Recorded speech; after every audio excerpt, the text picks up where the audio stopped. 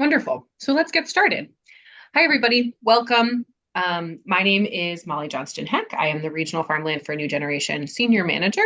I use she, her pronouns, and I am based in Troy, New York. And we're really excited today to talk about the Regional Navigator grant application that was just posted last week. I know folks have been waiting for that. So that's sort of the purpose of the call today. And I'm going to let Alex introduce herself as well. Hi, everyone. I'm Alex Morency. I'm the Farmland for New Generation New York Program Associate. I use she, her pronouns as well, and I am located in Washington County. Awesome. And hopefully most of you I know us already. So it's lovely to see everybody. So I wanted to just get started by going over our agenda for today. So, as many of you know, these grants are offered as part of a program called Farmland for a New Generation New York. So Alex is going to start out by talking a little bit about what we affectionately call FNG. Apologies if we use the acronym instead of the full name. And then I will dig in a little bit more to the Regional Navigator grant application that was just released, and we will do our very, very best to reserve about 15 minutes at the end to ask questions. And I guess I would say, please put your questions in the chat throughout. We'll probably reserve most of them for the end. And then obviously, if we don't get to anything, we will follow up via email, and you are more than welcome to reach out directly to me or Alex with any questions, and can schedule a phone call, communicate via email, whatever's easiest as we go through the process. So that's that. Feel free to introduce yourself in the chat, let each other know who's there. And Alex will keep an eye on the chat while I'm speaking, and I'll keep an eye on the chat while Alex is speaking. So, we'll try to keep tabs on that there. And do your best to keep yourself muted if you're not asking a question, just so that there's not a lot of feedback on the recording and for other folks who are participating. Alrighty. So I will pass it over to Alex here for a few minutes to talk about Farmland for a New Generation. Great, thanks, Molly. Let me just get my slides situated. All right. Yeah, so like Molly said, I'm just going to do a quick overview of Farmland for a New Generation New York. I am going to use the acronym FNGNY just because it's kind of a mouthful. Most of you are familiar with the program, but there are probably folks who are either new to their regional navigator role in their organization, or we did have a few new folks sign up that might be joining us today. So sorry if this is a little bit of repeat. But just wanted to start it off by saying that, in New York State, we know that about a third of our farmers are over age of 65, and they're looking to transition their farms. They're looking to slow down. I won't say retire because I don't know if a lot of farmers actually fully retire, but they are looking to slow down or transition their farms to the next generation. At the same time, we hear that new and beginning farmers, they're facing a lot of challenges with accessing land, both finding land that's suitable for farming, as well as finding land that is affordable for them. And then these barriers for land access are just really even greater for farmers of color. So without kind of clear pathways to connect these two generations of farmers, there's 2 million acres of land that is really vulnerable to being lost to development in the next year as senior farmers are looking to retire. So FNGNY was launched about 7 years ago in October of 2018, and the program was really designed to kind of address these issues and challenges related to farmland access and transfer. The program is funded by New York State Department of Ag. We go every year to advocate for this funding. Actually, on Wednesday this week, we'll be going to advocate for funding out of the New York State budget for this program. And then the funds go to support really the goals, which are to ensure equitable farmland tenure for farmers and to successfully transition farms so they can remain farms well into the future and hopefully forever.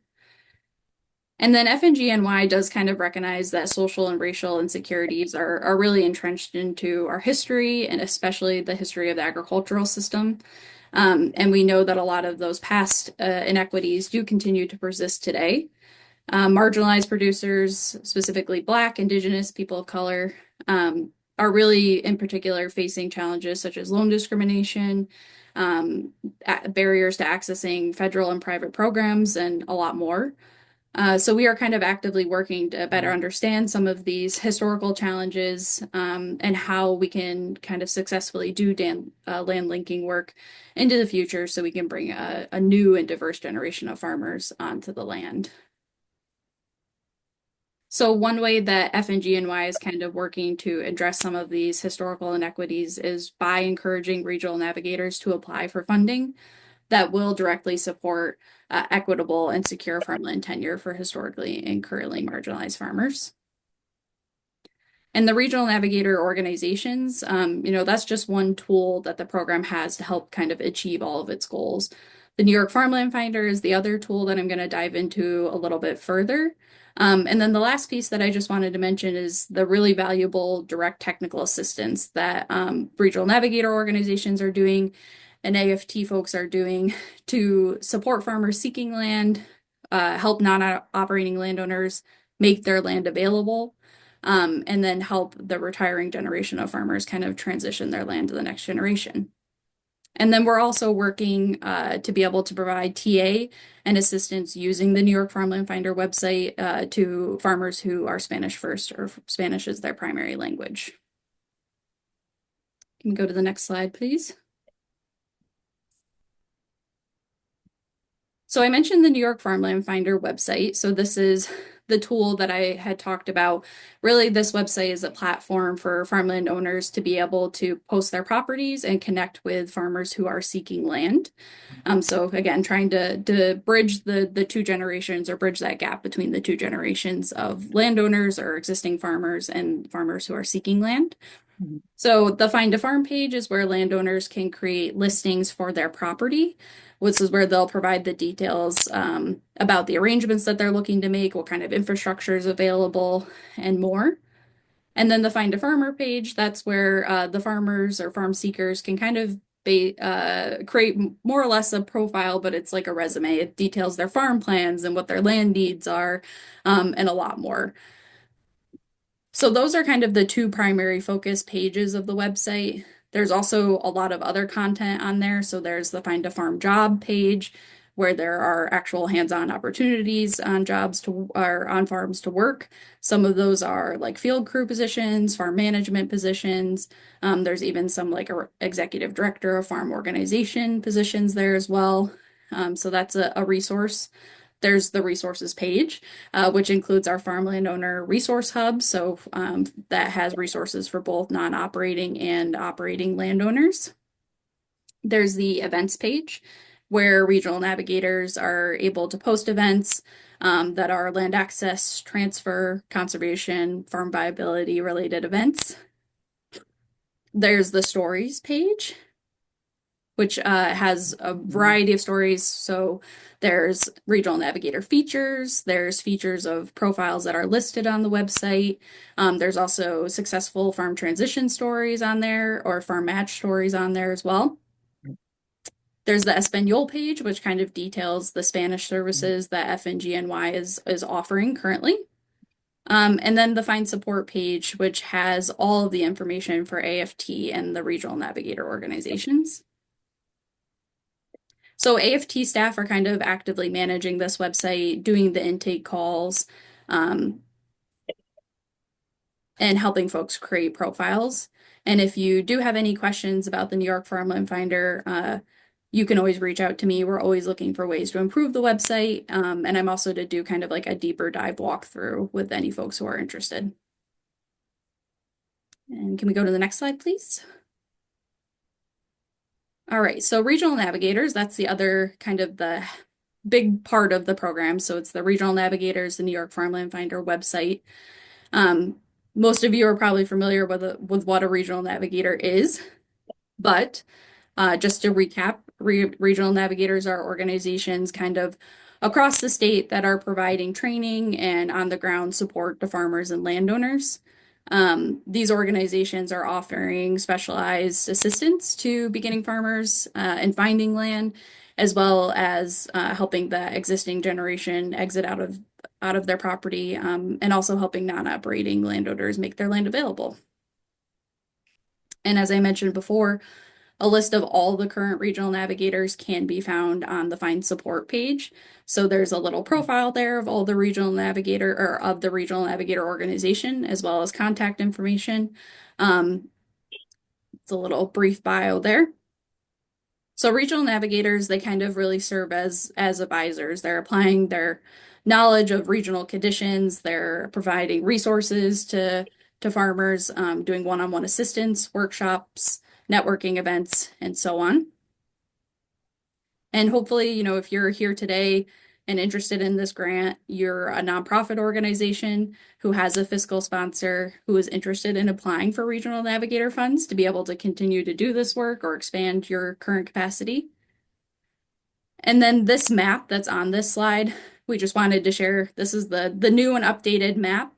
The shading of each county indicates how many regional navigators are working in that area. So the dark colors are where there's the most regional navigators. And then all of those pins that you see are where a successful match has happened. So matches are lease, sale, partnership, management opportunities that were made using the New York Farmland Finder website or where a regional navigator provided direct support. And since the launch of the program, we have had 211 matches, and that has kept a little over 10, actually closer to 11,000 acres of land in farming. And next slide, please. All right, so what can you kind of expect from joining the Regional Navigator program? What are some expectations that we have? Before I dive into that, just wanted to mention what you can expect from AFT. So AFT, we are the coordinators of this program. Part of that role is that we coordinate training opportunities for all the regional navigators, which I think Molly's going to talk a little bit more about. But we organize those trainings, we kind of administer the funding. I mentioned in the previous slide also that we are managing the New York Farmland Finder website. So what that means is we do the intake calls for farmers and farm profiles. We handle all of the tech side of it. So if there's website updates, platforms that need to be updated, any sort of tech issues, because those do happen, we are managing it and all of the content and the website as well. So sharing opportunities, publishing profiles, and so much resources, things like that. We're kind of the holders of that and managing that. The other thing that we're able to do is provide TA to farmers and landowners across the state. This might be particularly helpful in areas where we're kind of don't have as well of a regional navigator presence, or maybe if you're contacted by a farmer who is outside of your service area, you could always refer them to AFT. We are able to do direct technical assistance with farmers. And then lastly, like we're just kind of here to kind of talk and set up meetings, go over your ideas for collaboration on projects. If you want to talk about your regional navigator work, we're just always happy to schedule phone calls. And then as a regional navigator, what are some of the expectations that we have of you if you decide to join this program or apply for funding? The first is just to use the New York Farmland Finder website. So at a minimum, we just expect all regional navigators to be familiar with the website, know how it works, referring farmers or landowners to it. There are kind of a multitude of ways that you could go deeper into using the website, but that is kind of our minimum request. So to go deeper into using it, you could create profiles for farm properties. So say your organization owns land and is looking to make it available. You could create a farm listing to be able to connect with farmers and make that opportunity known. You could also act as a liaison for a landowner and create a profile for them. So if they're maybe didn't have internet access or is just a little bit not as tech savvy, you could create the profile for them and kind of act as the middleman. You can post events, again, keeping them related to land access, transfer, or conservation. You could read over all of the profiles on the website and reach out to folks who are in your service area. I think there are probably some regional navigators on here that can allude to the fact that that was really successful for them in being able to provide TA to folks or to help facilitate matches. We do expect regional navigators to also attend the networking calls that we organize. So those happen 4 times a year. and they are always on topics that regional navigators have requested they want to learn more about. And we do coordinate those events, so we hope that folks will join us. And then the next one, just a plug, is going to be on March 6th from 1 to 2:30. If you are a current regional navigator, I think Ignacio sent out an email last week with the registration link, so sign up for that as soon as possible. Um, if you are awarded a grant, kind of an additional expectation is just that you're tracking your activities, so your impact, your matches, you're completing the required reporting on time. And that reporting is really crucial for us so that we can kind of continue to advocate for support for this program. So keeping track of your activities and doing the reporting on a timely manner is just really helpful and is an expectation that we have. And then the last thing, just kind of the broad expectation, is that your organization is continuing to help landowners transition their land. Oh, sorry. Uh, continuing to help landowners transition their land. You're helping the next generation access land, and just kind of helping to continue build the bridge between the two generations. So I am going to turn it over to Molly now to kind of dive deeper into the application. Thanks, Alex. And yeah, everyone, please feel free to put questions in the chat as I'm talking. There's a lot of information to get through, and I hope that I'm providing the right details. But if you do have questions or want to follow up with me, please let me know. I want to breeze through it, but also don't want to dwell on anything too deeply. So I wanted to first share just the basics about this application. So as Alex mentioned, this is open to 501c3 organizations, so nonprofit organizations, as well as groups with fiscal sponsorship by nonprofit organizations. So basically, that means the reason that is the way it is because we as AFT have to write a check to a nonprofit organization in order to award this grant. So you either have to be a nonprofit organization or be working very closely in agreement with a nonprofit organization in order to apply. The due date is 5 p.m. on April 2nd, which is just under 2 months from now. And this year, this is the big thing. This year, we have two different categories for the funding. One is we are calling cultivating capacity, and those grants are going to be $5,000 to $10,000. And the other is direct support, which is going to be $15,000 to $25,000. I would say broadly, like the direct support category is the one that is most similar to previous years' applications and process. And then we've added this cultivated capacity category to allow for smaller grants for organizations that have maybe a little bit less experience doing land access and transition work, but really want to expand their role in that area. The grant period is going to be from January 1st, 2025 to June 30th, 2026. So I know that is the beginning of that timeline is behind us. So I will note that. We expect that probably most folks are going to utilize these funds in about a 12-month period between June 2025 and June 2026. If you do need to cover expenses back to January 1st, you can. Know that is not necessarily expected. For some organizations, that's helpful. For others, it's not. And we know that. I don't want to get into all of the complicated details about administering a New York State contract on this call, but if you have questions about why, the grant period changed for this year or why it is what it is, please feel free to reach out to me offline. I'm happy to talk ad nauseum about the intricacies of that, but I don't know that it's relevant for everybody. So then the biggest thing I want to share is just where to find information. So hopefully all of you, if you've gotten emails or notification about this opportunity, know where to find information on the New York Farmland Finder website. And I believe, yes, Alex just put the link in the chat. So we have a page on the website that has really all the information you're going to need. So I would say if you have a question, start there.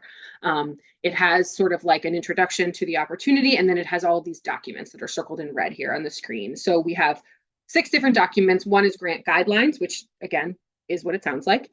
We have the budget attachment that you're going to need to submit. So that's where you're going to find it. We have application previews for both categories of grants. So that's a Word document that you can download and review the questions, even answer them, kind of workshop your answers. And then there are also 2 links, also one per category for the actual online application form. So ultimately, you're going to need to submit that online application form and upload a budget attachment, regardless of which category you're applying in. But we do provide that application preview to help you sort of work through answers. I know that sometimes like a SurveyMonkey form can be a little clunky to work with, and people really want to like lay it all out in front of them before they actually go online. So that's what's here.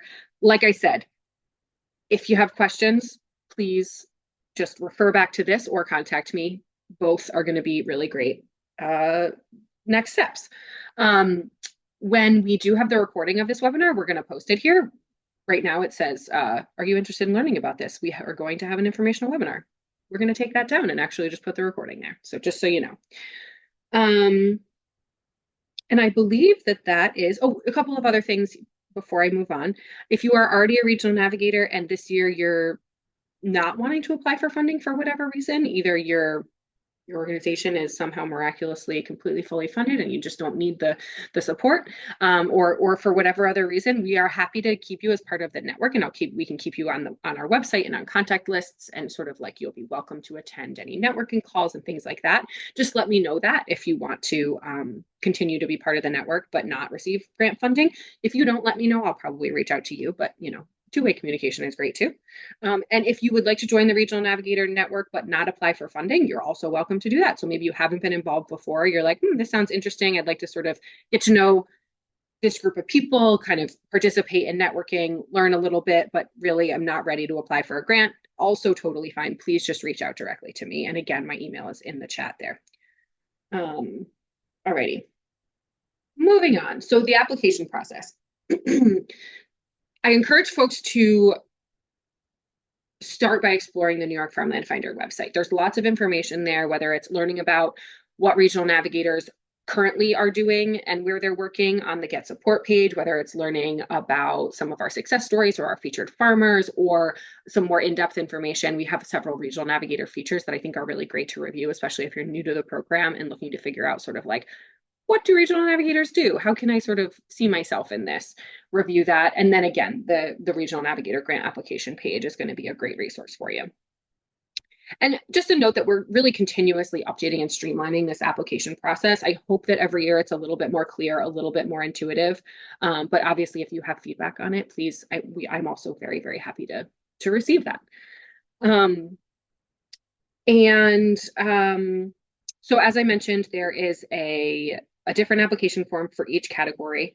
So once you're through exploring, you're kind of formulating your ideas about what you'd like to apply for, you're going to need to complete the online application form that corresponds with the category that you're applying under. Again, there's those two: cultivating capacity and direct support. You're going to need to upload a budget attachment, and you're going to, if you are applying with a fiscal sponsor, you're going to need to upload a fiscal sponsorship agreement. Most folks, that's not going to apply for them, so you don't need to worry about the fiscal sponsorship agreement, but for some people, it is important. And there is also an optional space to include attachments. If there's some sort of like attachment or information that's going to strengthen your application in one way or another, please feel free to upload that. And the last thing that I'll mention here is that all of the uploads need to be formatted as PDF. So even the budget attachment, which is currently, is an Excel template, you're going to need to save that as a PDF and upload it to the form. And that's for a couple of reasons. One is limitations of the actual software that we're using, but the other is actually just the ease of getting everything in the right format so that the reviewers can review, and that it really saves us a ton of time to have everything in PDF format already. I know it sounds simple, but it's really true. So if you have any issue at all saving as a PDF, please let us know. We don't want that to be an impediment in any way. I'm happy to walk you through it. I'm happy to share a screen, do whatever you need. It's just that on the back end, it's really helpful for us to have it all that way. It should be very easy in sort of a Google Docs form or in Word, or in Microsoft, in Excel. But just if you have issues, it's not meant to be onerous. Alrighty, next slide here. So I want to talk a little bit about eligible activities before I get into the specifics of the actual grant application questions. I won't go into too much detail, but basically, this network and the funding provides a support system for farmers and landowners made up of nonprofit organizations. So again, we want to be clear, this is for a funding opportunity for organizations, not for farmers individually wanting to access land. AFT does offer microgrants as part of our Brighter Future Fund program. That application is not currently open. It'll be open again, hopefully in the summer. So you sort of stay tuned if you're a farmer or you know farmers that are interested in more of a direct funding opportunity. This is really for organizations providing support to farmland seekers and farmland owners.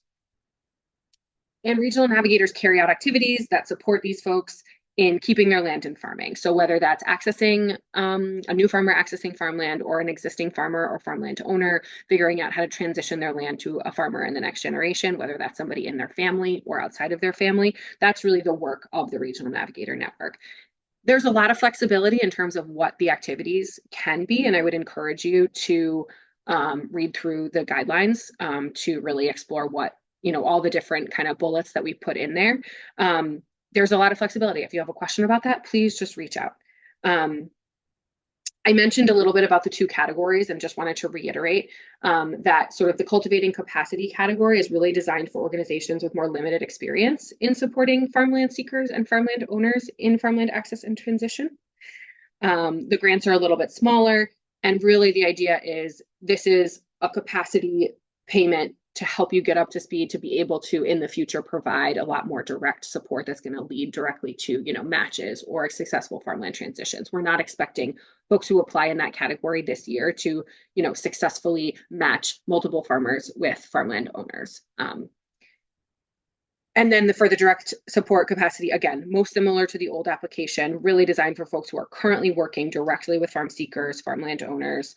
And if you're proposing work in this category, you should be working one-on-one, coaching, advising, and really working towards facilitating new or more secure arrangements and successful farmland transitions. That is the ultimate goal of this program. We want to make sure that any funded work under this direct support category is hopefully eventually going to lead to that. We know that obviously not all farm transitions, not all farmland access stories are going to be successful, right? It's very, very challenging work. It takes a lot of time. So that's not to say that we are expecting, many, many matches in 1 year and that everything that you do has to be successful. We want you to be working towards new and more secure farmland arrangements and successful farmland transitions.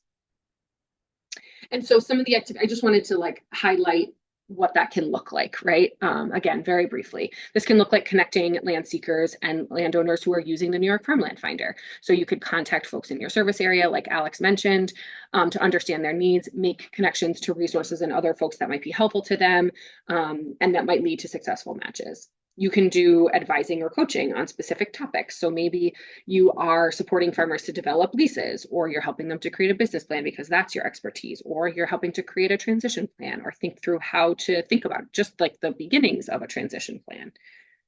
You might be looking to hold events to educate farm seekers and farmland owners on topics related to farmland access or transition. So these really need to be directly related to farmland access and transition. I think that's something that is sometimes hard to draw the line. And if you need to kind of talk that through, also happy to do that.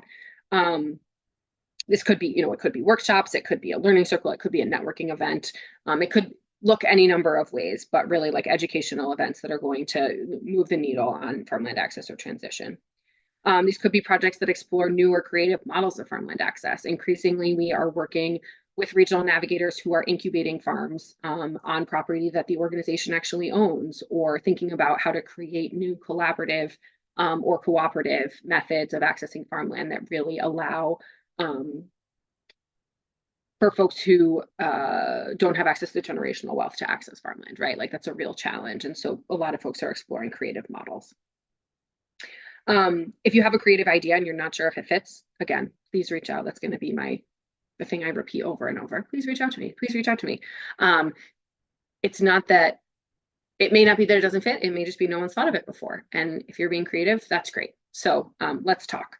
And also, this is a community of practice. It's constantly evolving, and these are some things that have worked so far. And I know of examples that people have done in the past, but that's not a definitive list. We're all constantly teaching and learning from each other, and hopefully getting more creative and creating new ways of doing things. So to that point, we really encourage collaboration among regional navigators and others in your network. So that could be farmers or other service providers like attorneys, realtors, et cetera. And there are questions in both applications, which I'm going to touch on a little bit later, that sort of ask you to identify current or potential collaborations. And that's a really important question, something that we really, really, really want to encourage as part of this network. Okay, so I'm going to breathe and we're going to jump into some of the actual application questions. So I've never done this workshop in this format because we've never had two different application categories before. So please bear with me as we go. This first slide has questions that are more or less, the wording may be slightly different, but they're asked on both applications. Then I'm going to get into the cultivating capacity grant application and talk about some of those questions. Then we're going to talk about the direct support questions, and then we're going to end with two questions at the end of the application, which are also on both. So we're going to start with both categories together, dig into each of them, come back to both categories together. Alrighty, so I'm basically just going to read through them. This isn't every question on the application. It's the ones that I think are the most important and the ones that there was something I wanted to highlight about them. So question 10 says, how does serving as a Farmland for a New Generation Regional Navigator align with your organization's mission, goals, and strategic priorities? And really here, we just want to understand what land access and transfer work your organization's already doing and how land access, transfer, transition, and linking, they fit into future goals. So it's okay if, again, your organization or group is not currently doing this kind of work, but you're using this opportunity to step into the space, just say that here. That's and why, So really it's just hoping that you can explain kind of the goal from your perspective. We know what our goals are, but we want to hear what your goals are. The next question, it says 1112 because it's a different number on each application. So sorry if that's confusing. Please describe how the organization is intentionally supporting historically and currently marginalized farmers. So also, I just want to acknowledge, similar to what Alex was saying at the top, AFT doesn't have all the answers. We're figuring out how to support currently and marginalized farmers as we go and as we sort of facilitate this network. This is the place on the application to really reflect on what your organization is already doing and how they're thinking about support for historically and currently marginalized farmers. It's a really important piece of the work we do. We want people to think about this and really be honest. We're sort of valuing honesty and integrity here. And if your answer is, I'm not really sure, and I'd like to really explore that, or, I want to reach out to these couple of folks, and that's part of the work that I'm going to do this year is figure out, how I can do more to support marginalized farmers in my work, then that's great. And please just be honest here. That's what we want to hear, and we want to sort of learn together. The next question, 13/14, depending on which application you're looking at, is to describe the needs of farmland seekers and farmland owners in the region where you work. So this question is really, really important, and I just want to emphasize that.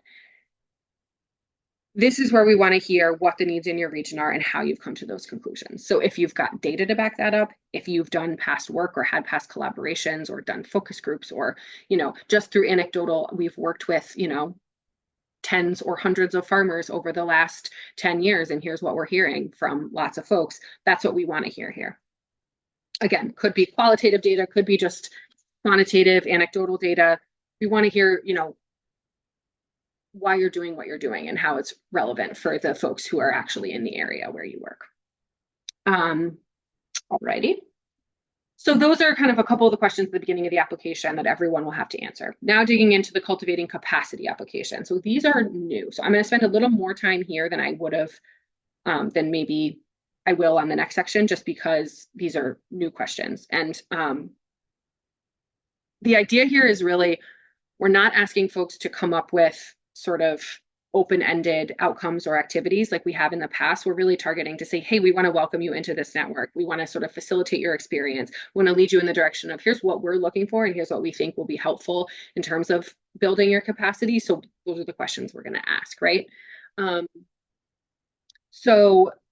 the goal really is, what are you doing in the next 1 to 2 years so that you can feel good about providing more direct support, doing more coaching, doing more advising for farmers is going to lead to successful tenure arrangements in the future, right? We're not expecting that this year, but what are you doing to lay the groundwork for that in the future?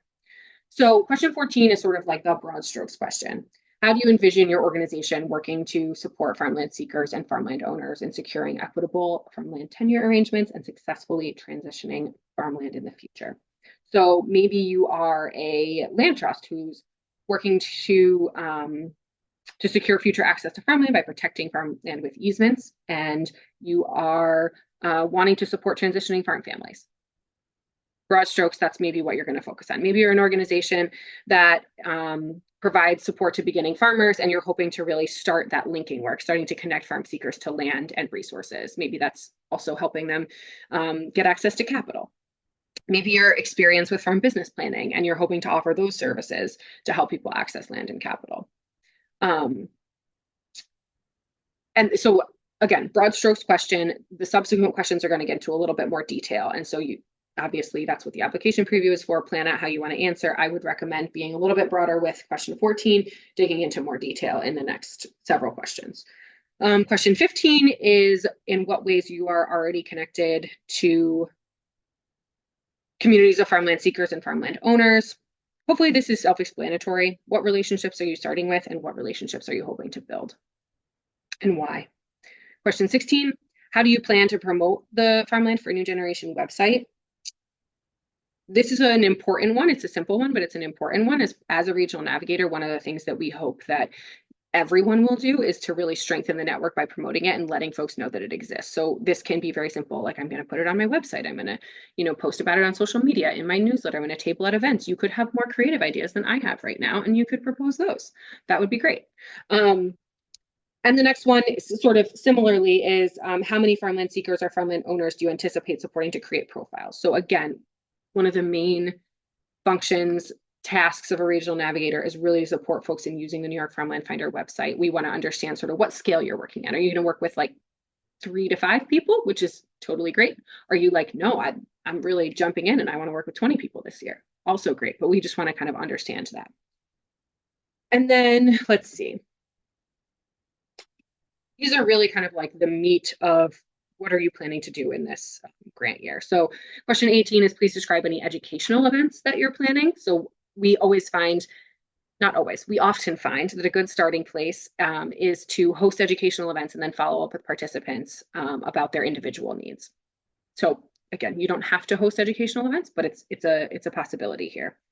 And I also just want to highlight with the 3 questions on this slide, the answer to one of them may be we're not planning on doing anything in that category. And so the answer might be NA or nope, I'm not going to answer this. That's okay. You should be answering at least one of them because that shows that you're actually planning to do something this year, but you don't have to answer all of them. So, the next one is asking about professional development activities.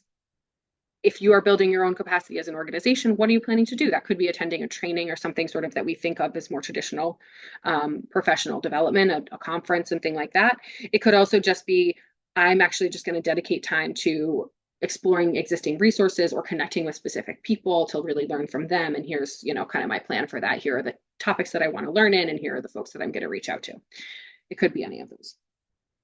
And finally, question 20 is please describe any other plans to build your organization or staff's individual capacity to facilitate equitable and secure farmland access and or successful farmland transition. This is kind of a catch-all. It's a space to capture anything that you haven't been able to articulate in a previous question. Again, you may not have anything to add here, and that is okay, but it is a space for those who have got lots of ideas and can't quite figure out what category to put them in. This is a good place for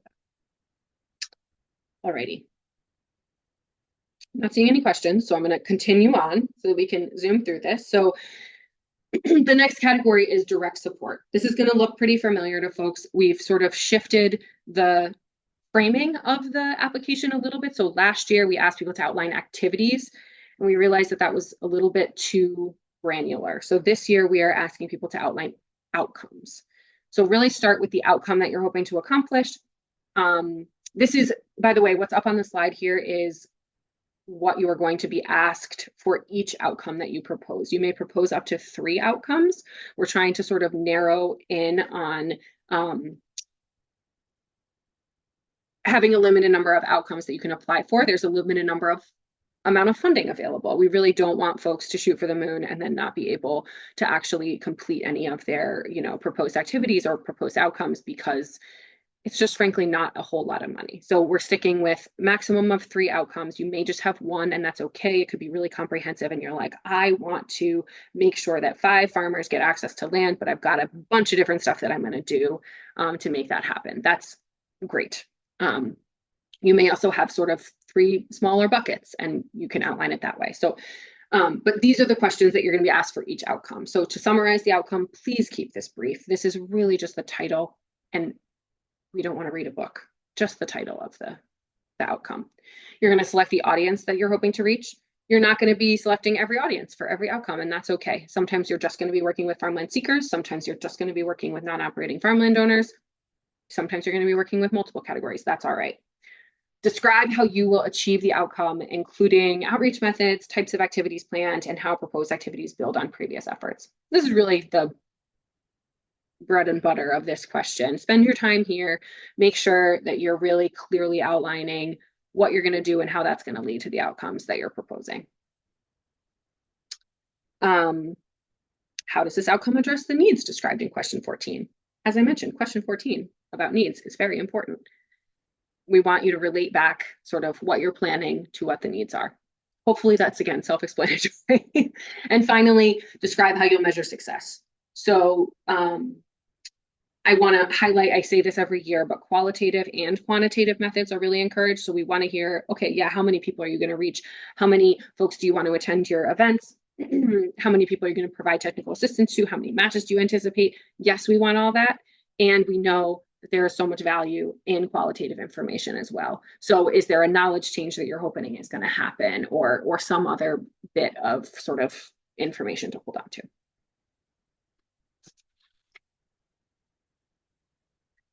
Oops. I went backwards instead of forwards. Okay. And finally, these are the last 2 questions for both applications. The first is asking about collaboration. I mentioned this before. Collaboration is really important. You shouldn't be working in a vacuum. So we're looking to understand who you're currently collaborating with, even if you don't have relationships with other regional navigators yet, and who you plan to build working relationships with going forward. This can include farmers, other service providers, like I said, but you should identify at least one regional navigator organization or individual that you are currently working with or that you hope to. It's really an important piece of thinking about building this network, is how we're working together. And then finally, what are you hoping to learn or gain as a regional navigator? This question is really helpful for us because it helps us plan for the coming year. It helps us understand what sort of the interest among the network is. It helps us understand how we can better sort of design and evolve the program to meet the needs of regional navigators. So I just encourage you to, again, be sort of like honest, obviously. We'd love to hear how we can improve our services, connect to each other better, all of that good stuff. All right, I'm going to cruise along because we don't have a lot of time. Budgets. So fun. I know everyone loves budgets. Not a whole lot of change here. Both categories are going to submit a budget. It's pretty much exactly the same format as it has been in years past, if that's familiar to you. As I mentioned, the cultivating capacity grants go from $5,000 to $10,000. The direct support grants go from $15,000 to $25,000. I don't think I mentioned this up top. We have $325,000 total available for funding. Depending on who applies, I'm not sure how the breakdown will be between the 2 categories. We haven't laid that out ahead of time, but the total pot is $325,000. A couple of quick highlights before I show you the form itself. Indirect costs cannot exceed 15% of direct costs. This is a requirement from New York State. So even on AFT's contract with New York, our indirect costs cannot exceed 15% of direct costs too. So this is just a sort of a stipulation that comes down from the state. Matching funds are not required for either category. They will strengthen the direct support application. They will not strengthen the cultivating capacity because we want to make sure to create an opportunity for organizations to step into the space without having other dedicated funding. So you will get additional points in the rubric if you add matching funds if you're applying under the direct support category, but not under the cultivating capacity category. I plead with you to use the description column in the budget. It is required. It is not optional. This is your budget narrative. You have to tell us what you're doing. with the money that you're proposing in that category. Is it for postage? Is it for a specific training? Is it who are the staff people? How much money do they make? How much of their time is being covered? All that good stuff. And again, as I say a million times, contact us if you have questions. So this is what the budget attachment looks like. Real quick, please only enter values in the green cells. That's one change that I made this year, just so that we don't mess with like formulas and stuff. So you're going to obviously put in your information, and then you're going to fill in the grant funds requested, the matching funds if you're proposing matching funds, the source and the status of matching funds. And again, this description column, very important. Please use it. For salary, include the name, title, and like the salary and percentage of their time, or the hourly rate and the number of hours that the funding will cover. For fringe, include your fringe percentage if your organization has a standard fringe percentage, or the specifics of what's going to be covered with the fringe amount. People do it differently. Again, overhead cannot exceed 15% of direct costs. So indirect costs, overhead, we sort of use them interchangeably. You'll see indirect costs here. That means that basically what you put into this cell here for indirect costs under the funds requested column cannot exceed 15% of the subtotal above it. If you have questions about that, again, please let me know. I know it can be confusing to calculate match and figure out what's allowed. But I will say that we are not going to be going back to people and asking clarifying questions as much this year. I think that's something that takes up a lot of time. And so we really just have to limit how much we're going back and forth. So please, if you have questions, ask them ahead of time. Don't wait and submit it and expect that we're going to come back to you if we're confused. It's really we're going to review it as we receive it this year. Alrighty. And finally, just a quick note on reporting. We do ask for reporting. We have an optional template that you can use to track your activities and outcomes if that's helpful, not required at all. We will have a short interim written reporting form due in January of 2026 with an optional phone call to discuss progress if that's helpful, if you are looking for support or want to talk through some challenges or whatever it is. We have final reporting due in August of 2026. And again, want to emphasize that quantitative and qualitative information are both really valuable. We're always trying to balance gathering information, being supportive of you, being accountable to our funder, not asking too much of our grantees and our network members. And we hope to make the reporting process as straightforward and painless as possible. And again, welcome your feedback if you find that it is not that. So to wrap up, and then I'm happy to take questions. Applications are due at 5 p.m. on April 2nd, 2025. The application will be reviewed by a team that includes AFT staff and our advisory council, which is sort of farmers, ag professionals in New York State who are familiar with farmland access and transition. Grant awards are anticipated to be announced in June 2025. This is all assuming everything goes according to plan in the next, 5 months, 4 months, whatever it is. And the grant period, again, is January 1, 2025 to June 30th, 2026. And as I said at the beginning, this webpage, newyorkfarmlandfinder.org/RN, grant application is going to be sort of your one-stop shop for lots of information. And please contact me if for some reason you can't find what you're looking for there and you still have questions. All right, I am not seeing any questions in the chat, which is shocking, although you're all veterans, so. Are there any questions before we hop off?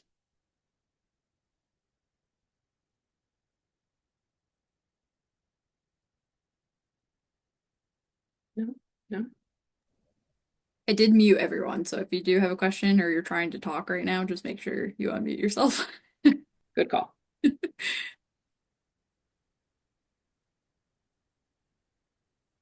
All right.